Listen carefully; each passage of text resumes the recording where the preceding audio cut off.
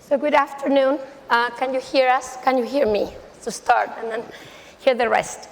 So we are standing in between the Vice President and you all. And we only have around 30 minutes for this panel.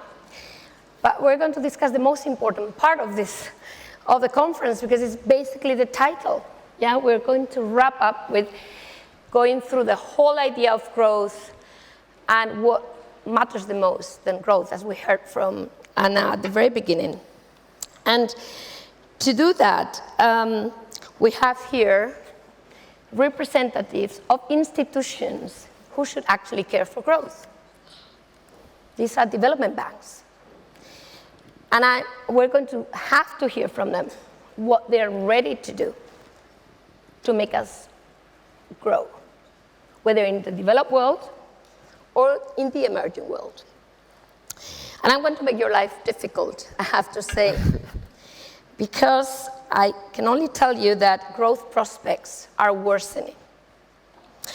Whether it's in the developed world, as I mentioned, with growth hovering around 1.5 percentage points only this year. We could have the excuse that we are in war, that we have very high interest rates, but the reality is that even in the emerging world, we see growth coming down. Why are we not growing? Frankly, we should be growing. We had massive expansion of central bank balance sheets for years, very lax fiscal policy, technological progress, we all have it in our pockets, and we're still not growing. Digitalization, migration. Migration should be good for growth because we could reduce our skill mismatches, but we're not growing. Why are we not growing? Even myself, I wonder, do I know why we're not growing? So, I heard a few things in these sessions. One was regulation. Are we over-regulated? Not every country is, and they're still not growing. So that might not be the end of the story.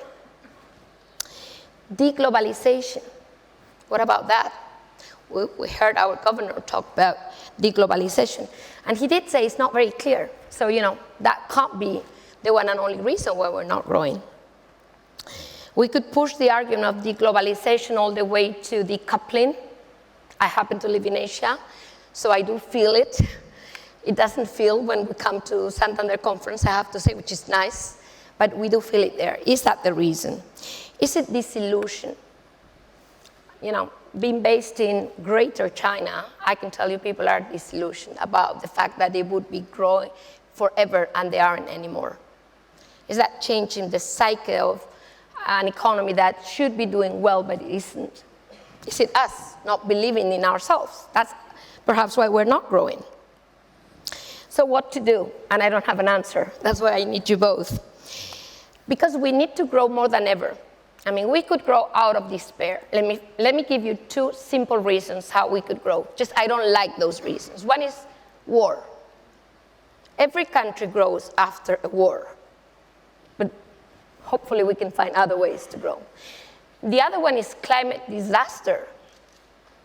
We could just, build up the world after it's basically nearly disappeared. But hopefully you can give me better ways to grow. These are the dramatic ways to grow. And I guess there we can start talking about finance. Can finance help transfer savings for where perhaps, there's excess savings? Yeah, think about Japan. What are they doing with their savings? Yen at over 150, couldn't they not put those savings elsewhere where the return is higher? And you would be very happy about it because you would have more money to channel to where it's needed. Why aren't we doing that? So on that note, I want to move on to our panelists today. And Alfonso, I want to start with you because you are my hope, because you are in the emerging world. I'm going to find it much harder with you. I'm sorry, Ricardo, because you are in the developed world. So could you tell me what you think we should do to grow? Okay. Good question, not easy question. So let me Alicia, take 2 steps back, no? Because I think that 2 things of what you were saying are at the core of what we try to do, or what we try to help countries to do and the private sector to do. No? So one data point, no? We have seen the world growing at 6% 2 decades ago, 5% last decade, 4% this decade. Significant decrease in productivity growth, and what is probably more important, with investment growth going from 10% to 5%, and with huge disparities between Asia and the rest of the world, Southeast Asia, that you know very well, and the rest of the world. And the thing is that for each percentage of GDP that we grow less, there are 100 million people that fall into poverty, and there are 50 million people that fall into extreme poverty. So growth is absolutely paramount and very much needed. And it's at the core of our mission in IFC as part of the World Bank Group, end poverty and share prosperity in a livable planet, which is our new mission that our president just mentioned in Marrakesh. No? How can we grow? I think that there is one thing that is at the core of our objective as facilitators of, or to create more dynamism in the private sector. And why do we need the private sector, which is at the core of our new strategy? And we need the private sector because the fiscal space in I would say developing countries is very limited, and because we have $400 trillion in assets under management in the world. $400 trillion. And you know, there is the needs in emerging markets and developing economies to achieve the Sustainable Development Goals is $4 trillion a year. So 1% of the assets under management, if we could make the case to direct these assets into emerging markets and developing countries, we could actually achieve the Sustainable Development Goals. And the issue is, and why we cannot do this? We cannot do this. What is needed in order to do that? And here is where IFC, EIB, and many other institutions try to help. Last year in IFC, we invested $43 billion in emerging markets, only private sector, which is sizable. But if you look at this figure and you look at what are the needs, it's nothing. So we need to mobilize others. We need to really mobilize part of those $400 trillion. And I think that there are 3 key buckets or 3 key pillars for this mobilization. One is trying to boost productivity. We need to increase productivity. In Latin America is a problem, and we have seen 3 decades of no growth in productivity. And without growing productivity, there is no way that we can really come out of the situation that we are. And how do we do that? Investing on basic infrastructure. There is 1 billion people in the world that do not have access to electricity, that do not have access to water sanitation, 1 billion people. And 3 billion people do not have access to internet. So whenever we talk about digitalization and the digital economy and the benefits in terms of productivity, there are 3 billion people that are excluded, that are not there yet, because they don't have the capacity to access. So can you imagine the boost in productivity and growth that you could get by bringing these 3 billion people into the internet world? I cannot quantify this, but it's significant. Second, gap of basic infrastructure, transport, ports, logistics. We see that in Latin America. Latin America is a huge problem of intra-regional trade. There is no intra-regional trade in Latin America. And one of the main reasons is that there is no connectivity between the countries. There is more connectivity between the countries in Latin America and Europe or the US than within their own countries. No? So another big problem of this first bucket, which is productivity. The second one is inclusion. We need to make a growth that is inclusive. And for this inclusion, investing in health, investing in education, investing in financial inclusion, something that is at the core of a Santander objective as well. No? There is still more than 1 billion people without access to finance. And if you don't have access to finance, it is very difficult to really create the multiplier effect that having access to financial services provides to the society and to the corporate sector. No? And think about that, the corporate sector, because many times we focus on households. No? And I think that Latin America is a very good case if you compare that, you know very well, with Southeast Asia. In Latin America, we have a huge problem of the missing middle, which is the corporate sector that is in between the large corporates that are super successful in Latin America, can compete in every single market internationally, and the base of the pyramid, which is where the social programs by governments really target. No? But what about in between? This is the problem that we have in Latin America and in many regions, that in Asia they solve it much better. And they were able to really provide much more growth prospects for this part of the corporate sector, and therefore, maybe because of that, to really have a higher productivity growth and growth rates. No? And the last one will be the climate, no? The sustainability, the third pillar, no? The livable planet. And they're investing in renewable energy. IFC has invested more than 20 gigabytes of renewable energy in emerging markets, investing in climate adaptation, which to me is the key thing, and we are not there yet at all, especially the private sector. It is very difficult to convince a private company to adapt to what is coming if it is still not there. It is easy to convince them, or it is easy to use the regulation to work on climate mitigation. It's not that easy to work on climate adaptation. But we need to change the way that we do agribusiness, agriculture. We need to change the way that we use water, water sanitation, water supply, irrigation. We need to change the way that we constructing green buildings that are more resilient, etc. So there is a huge agenda on the climate side and the sustainability side that we are working, we are financing, and that I believe that will be one of the potential boosts for economic growth. Lots of things to do. Wonderful. If I may summarize to pass on the ball to you. So you are catalyzing, hopefully, investment. Yeah. Given the numbers you gave, is obviously not going to be enough. Just the amount of capital that has exited the emerging world in the last 2 weeks wipes out the money you've put, for the year. So basically what we need is that the private sector, some of which sitting here, believe in what you're doing so that they follow and you manage to catalyze that investment. Why don't they believe you? You look very convincing, but the point is there has to be something that is missing. You mentioned 2 points. One is, of course, sustainability. Are you going to be there tomorrow? Yeah? Are you going to be there tomorrow? You need to believe they'll be there, but the private sector might not believe. So this is about guarantees, this is about rules of the game. And I think we need to go further, because I think the key problem here for investors is that they may say, yes, you have to be there, I don't have to be there. And I think that is the game in town nowadays. And geopolitics makes that even harder. And the role that I should play is, I will be there and I will help you to go there. Because I understand, at the end of the day, IFC has 4,500 people all around the world. And it is not easy to understand what is the country risk or a specific operation in, let's say, Honduras or Botswana. IFC is doing projects there. So the way that we can use that presence to do the due diligence, to do the ENS framework, to do all the work that is needed to attract this capital, that's at the core of the work that we can do. Wonderful. So for everybody here or listening to us, 400,000 people at your disposal, we are ready to go and take risks in the emerging world. 4,000. 4,000. Wonderful. So on that note, we're moving to an even harder, I have to say, harder part of the world, because here we do have, supposedly, we do have the institutions. We do have a lot of what you said we still don't have. We have that average, the middle class, middle companies, Mittelstand, you name it. Why are we not growing? Well, first, good afternoon.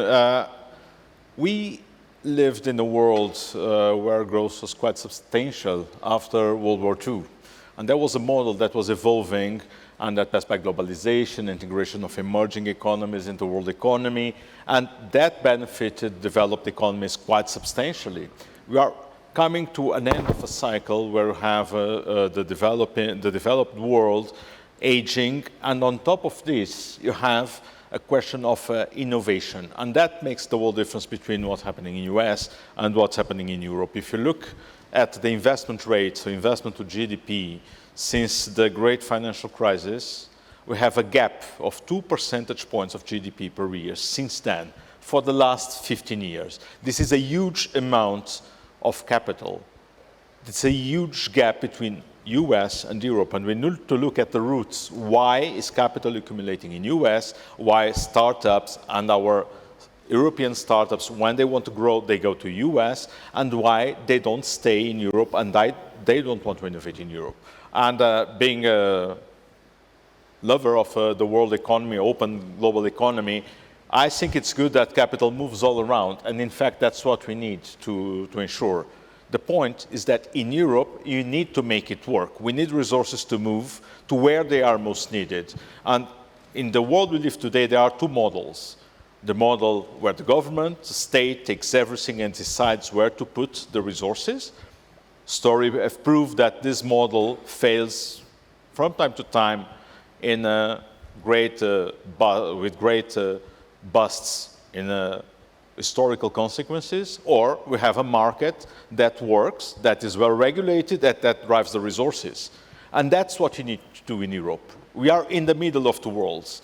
We are in a world where we don't want to have a very dynamic market because it accumulates risks, and where we want to grow. We want to have the same growth rate as the United States with a different institutional environment. So we need to take a decision. Europe is in a crossroads. And I think that there are essentially 4 challenges that I see and that we need to tackle. The first one is, and Jonathan Hill referred this morning, and George Osborne, is the capital markets union. We have 27 corporate tax regimes, 27 insolvency regimes, 27 licensing regimes. We need the scale. We need scalable projects and investments, and we need scalable investment funds so that the capital can flow in this large space, large economic space, such that startups and scale-ups can prosper here or in the United States or wherever they find it, but that they don't need to move out of Europe because they don't find the funding they need to scale up here.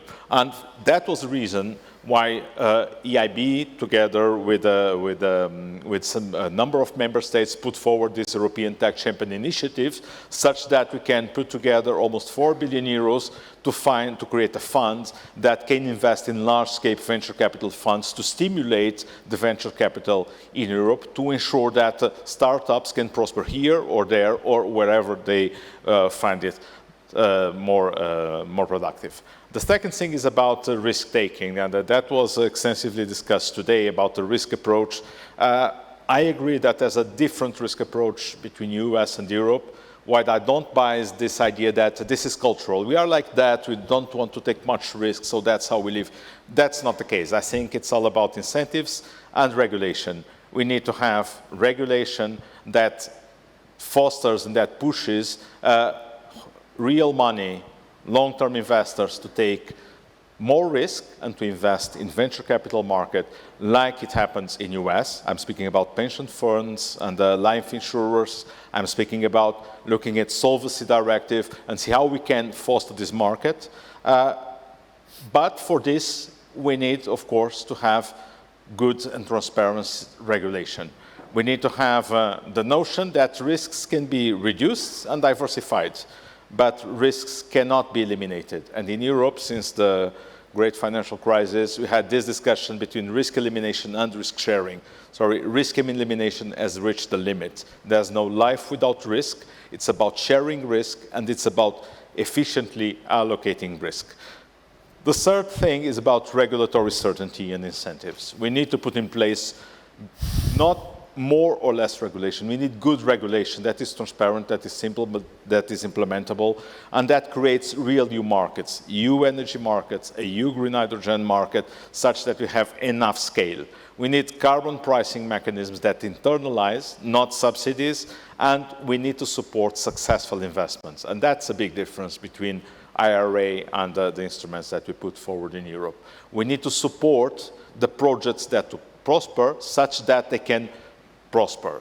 We cannot simply support capacity building by capacity building, because we might be extending capacity in technologies that are not necessarily the appropriate ones, and we might spending our money in something that will not deliver. Finally, on the fiscal side, debt increased massively over the last years with COVID.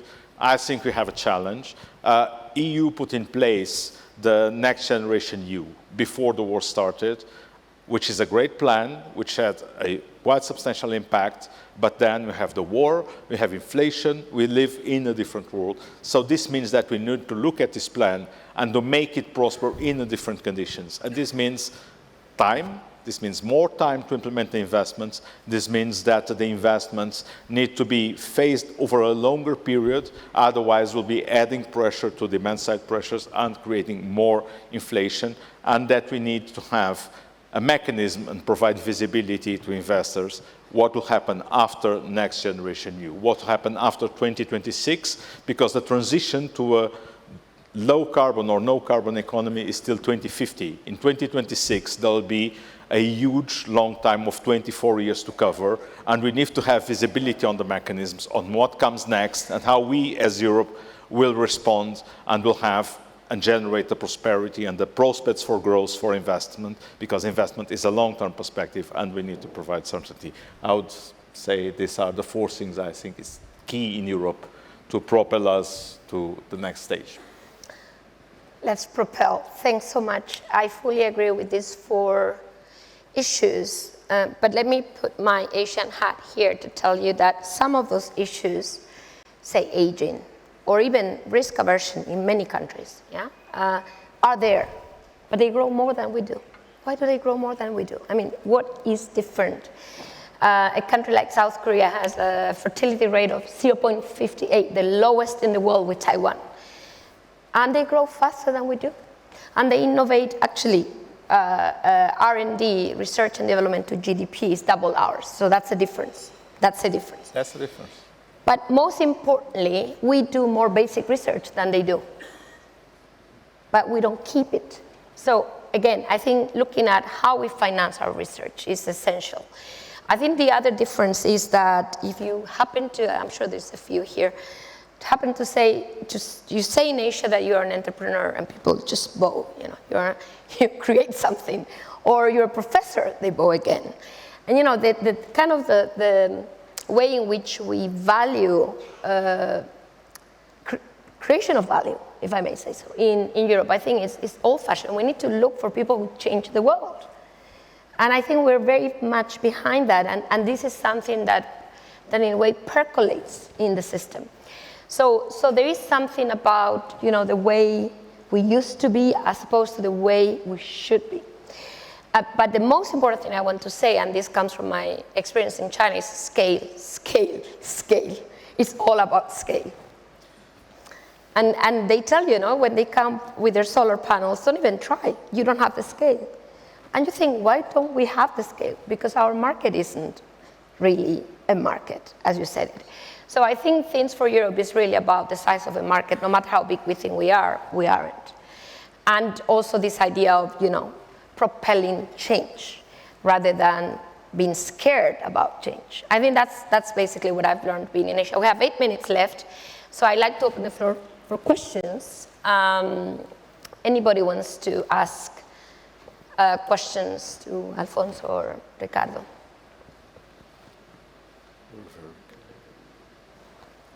You were so convincing. There's not a single question in the room.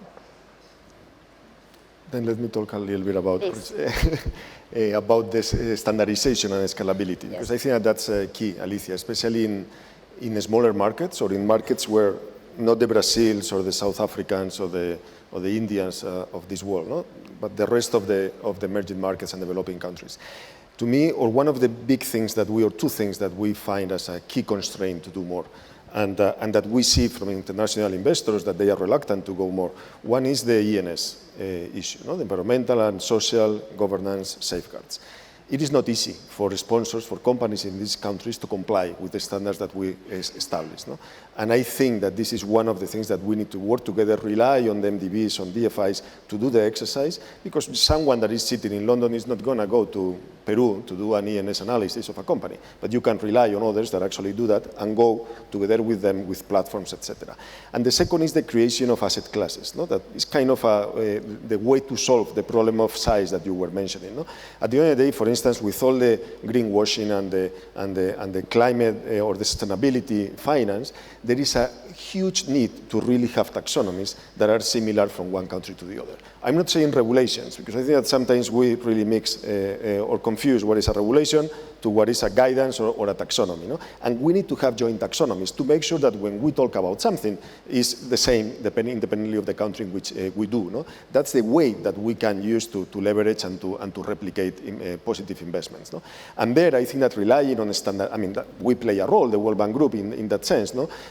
Helping supervisors to really establish guidelines or taxonomies that can help the private sector with a stamp of kind of approval to issue bonds that are recognized internationally as what they are. No? And the last point is to really create platforms that can mobilize capital. That's my obsession. It's the obsession of IFC, because without platforms that can really mobilize capital, wholesale capital, there is no way that on the nitty-gritty or the one by one, we will be able to solve or to have an impact that we want to have. No? Absolutely. Question over here, yeah. Thank you very much. It's a very good topic after lunch, so thank you for keeping us awake. A couple of things that I would like to, I didn't see so much stress on both interventions. One is the lack of capital markets for providing exit and monetization for a lot of the investors, because the investors need to be at a long term and they don't want to commit capital for such a long term. One, and the second one is the legal system that do not protect access in case of default to get direct hands on the assets. And that is the two big constraints on why the capital flows much less and which much lower valuations, because people have longer times to get the money if there's a default or they don't have exits. And those, I think, are two critical infrastructure or structural problems on all Southern Europe, Latin America, and a lot of countries. And I think until that is solved, doesn't matter how much money you're going to put on the public side, because the privates are going to be very, very, very reluctant to be aggressive on the investing.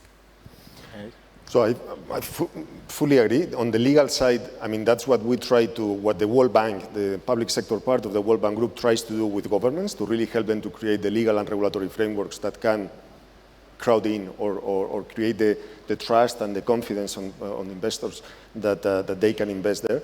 But the second, on the capital markets, there are two ways. You were thinking from the equity side, no? Which I agree with you. I mean, IFC is the largest investor in equity in emerging markets in the world, and we take significant risk, but we are World Bank Group, so we have kind of a pseudo protection.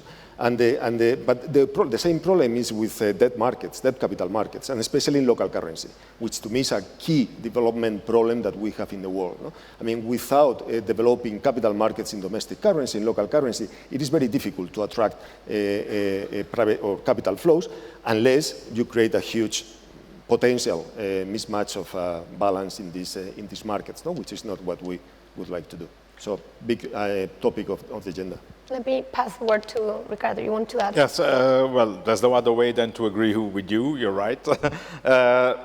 My view is that this is part of the capital markets unions. Harmonization of insolvency frameworks such that you have insolvency frameworks that allow you to liquidate a firm when it goes wrong quickly and to repossess what is there to be repossessed and to create a new opportunity. Another thing that is quite different and critical is second chance. Meaning that in US, as it was discussed in the previous panel, if you fail, you liquidate, things go wrong, and then you have a second chance and you move.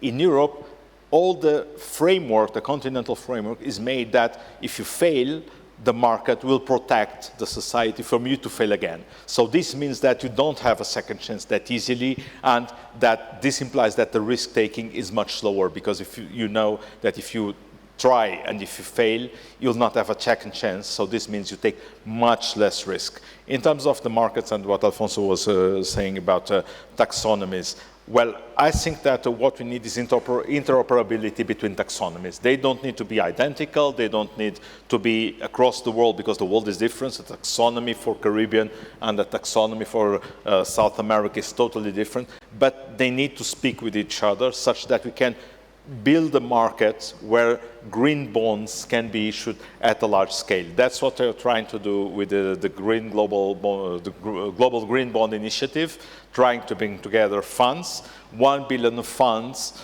such that with these funds we can raise notes, we can raise money in the market and foster the global green bond market outside the developed world. That's what you're trying to do with the Inter-American Development Bank and, of course, with the United Nations and other partners, and happy to work also with IFC and the World Bank Group in this initiative, because I think it's key to bring private money to this great challenge that we have. If you just trust on public money to do the green transition, will fail miserably. The amount of resources needed goes well beyond what any beyond the taxes that any government can levy. So we need to leverage money. And that's what I think when I say we, I mean the IFIs, EIB, IFC, World Bank, that's what we do very well. bringing a bit of public capital. With this public capital, raise funds in the market, and with the quality stamp that we can put, thanks to the rigorous due diligence, to bring and to provide the public good, which is the signal for private investors that if they come with us, they are in good hands. They have benefit from quite rigorous due diligence, and this allows to crowd in money. That's how we put in the market every year 7 to 80 billion euros. Not only inside you, we invest 10% of our funds every year outside you, which means 10 billion euros per year in Latin America, in Asia, in Africa. And with this amount of money, we can multiply the mobilized investment by 4 or 5 times by bringing others. Sometimes we bring the corporate sector, sometimes the public sector. I need to stop you there because she's too important. But I have to say something about that, which is that I hear you both, but we're late in the game. I'm going to use a Spanish expression because nobody used a single word, I think. Se nos va a pasar el arroz, as we say, because as we speak about taxonomies, at the third BRI summit in Beijing, they're creating their own taxonomies for everybody here on Earth, for your Latin America, for your Africa, for your, So what I'm saying is, yes, surely, but we're coming late in the game on this one because we are going to face enormous competition on standards, on investment, on taxonomies, on everything on Earth. And I think everything we said, which is very important, is coming late in the game. Not that you've not tried before, maybe somebody didn't listen, but I have to say, coming from Asia, I can only tell you that they're already there, yeah? Global AI governance, et cetera, et cetera. I mean, it's just going to be so hard. But having said that, last question, we're out of time, so I'm going to ask you to answer in 30 seconds each, please. Thank you. What a clear and positive vision about the role of markets, of capital markets, of public-private collaboration, such a good list of priorities. You speak to governments all over the world, and I wanted to ask both of you, do governments get this, and what can we do to help? Because I'm not sure all of them get it. Thank you. So why do we need your help? Governments, actually, no? 30 seconds. Okay, Alejandra, in 30 seconds, why do governments need our help? I think that to really, I have to say one thing, mobilize private capital from outside of the country.